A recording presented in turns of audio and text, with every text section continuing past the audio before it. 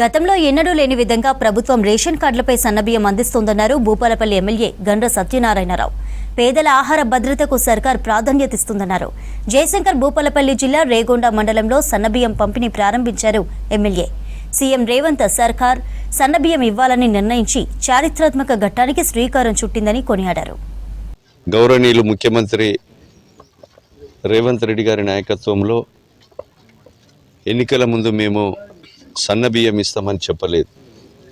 అయినప్పటికీ దొడ్డు బియ్యం ఏదైతే ఉందో అక్రమంగా రవాణా అవుతూ మహారాష్ట్రకు తరలిస్తున్న సందర్భంలో పేదలు ఎవరు కూడా దొడ్డు బియ్యం తినే పరిస్థితులు లేకపోతే ఎమ్మెల్యేలము మేమంతా మంత్రులమంతా కూడా ముఖ్యమంత్రి గారికి తెలియజేసి ఈ దొడ్డు బియ్యం బదులు సన్న బియ్యం ఇవ్వాలని గౌరవనీయులు ముఖ్యమంత్రి రేవంత్ రెడ్డి గారికి చెప్పడంతో ఉగాది రోజు నిన్న సాయంత్రము సన్న బియ్యము మనిషికి 6 కిలోల చొప్పున సన్న బియ్యం ఇస్తూ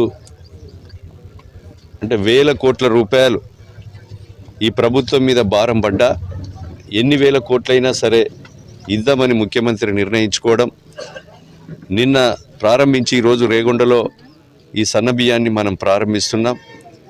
సన్న బియ్యం అందించినందుకు గౌరవనీయులు ముఖ్యమంత్రి రేవంత్ రెడ్డి గారికి, అదేవిధంగా సివిల్ సప్లై శాఖ మంత్రులు ఉత్తమ్ కుమార్ రెడ్డి గారికి ఈ నియోజకవర్గ ప్రజల తరపున హృదయపూర్వకంగా కృతజ్ఞతలు, ధన్యవాదాలు.